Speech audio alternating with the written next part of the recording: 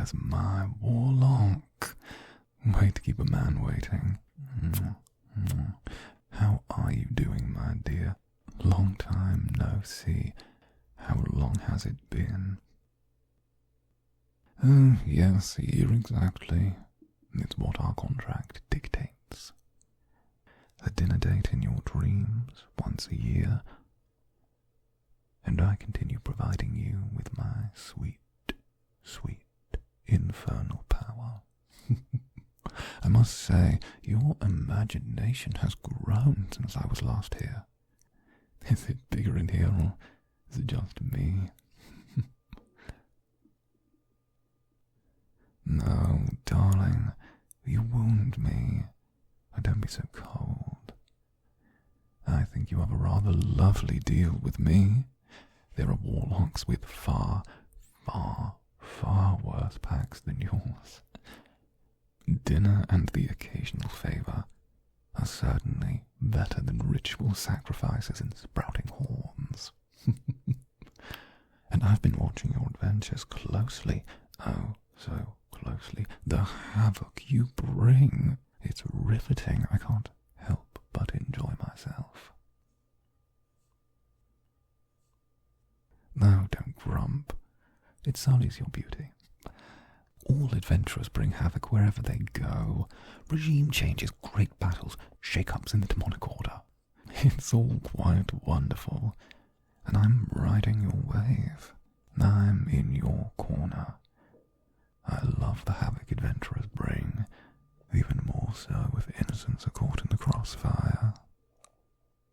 Oh, but I do hope you don't mind. I ordered house bread for the table, and if you do, it's your dream. You have the power here. Just dream something else for yourself, darling. No, you can't dream me away. I'm the constant. Everything else for you, though, is a variable. You know, pet, you can be so bashful at times. It's one of the things I love in my Warlocks. Oh, no, darling, never. You're the only one. I swear. All my prior Warlocks have been disposed of one way or another. It's a rule between my father and I.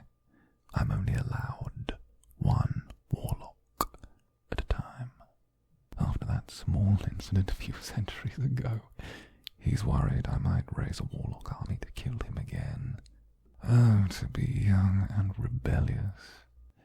You know that feeling all too well. But I don't mind the way things are. You could call me a serial monogamist in packs and patronship. I choose only those who I think are truly, truly special. And that means you, my wicked little friend. Oh, yes, it does. It's quite romantic in a way, if you ignore all the tormented souls, or pay special attention to them if you're twisted in just the right way. But I've been watching your adventures with bated breath. That run-in with the Rakshasa. I didn't know if you'd make it out in one piece, but I will say, you remain as interesting as ever.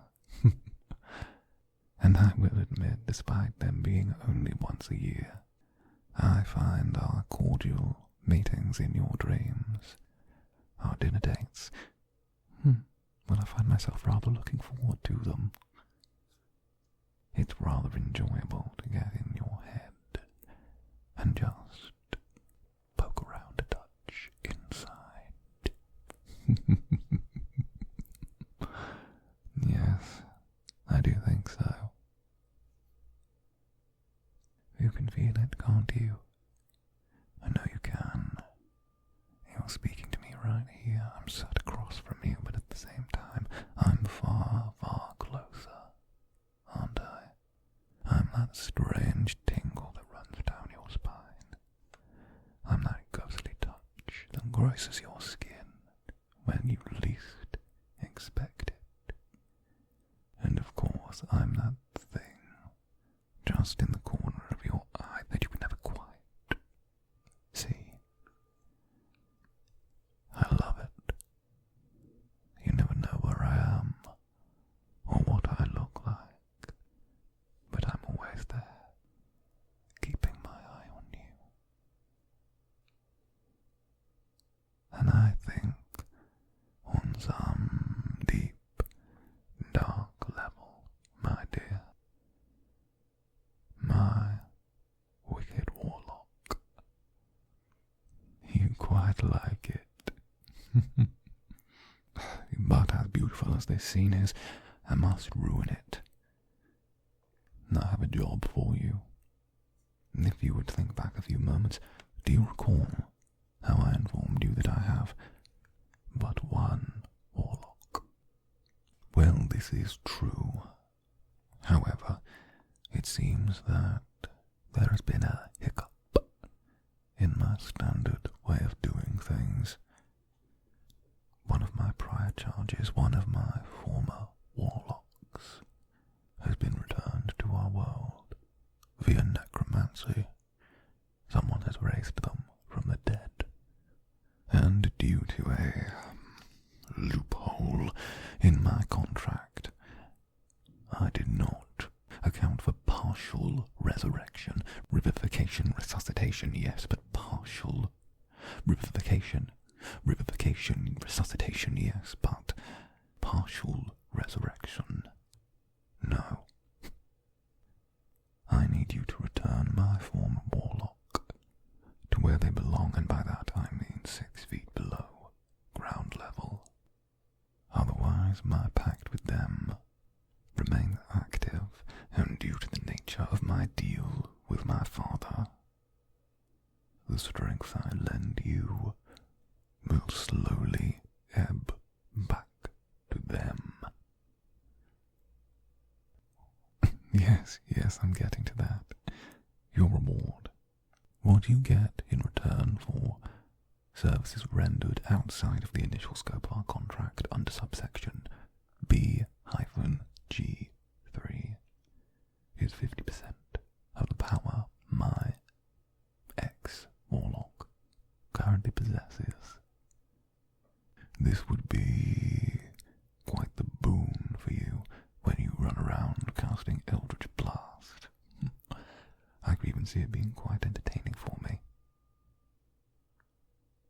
What do you say? And because it's you, my dear, my one and only, I'd even sweeten the pot with an extra invocation or two.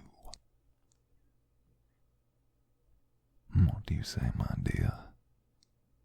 Care to become even more powerful and curry my favour while you're at it? Wonderful, my dear. You truly are the most reliable piece on the board. Now that's the grim spectre of business out of the way. Let's get to the pleasure, shall we? A feast of dreams is always rather delicious, and I look forward to the night you and I shall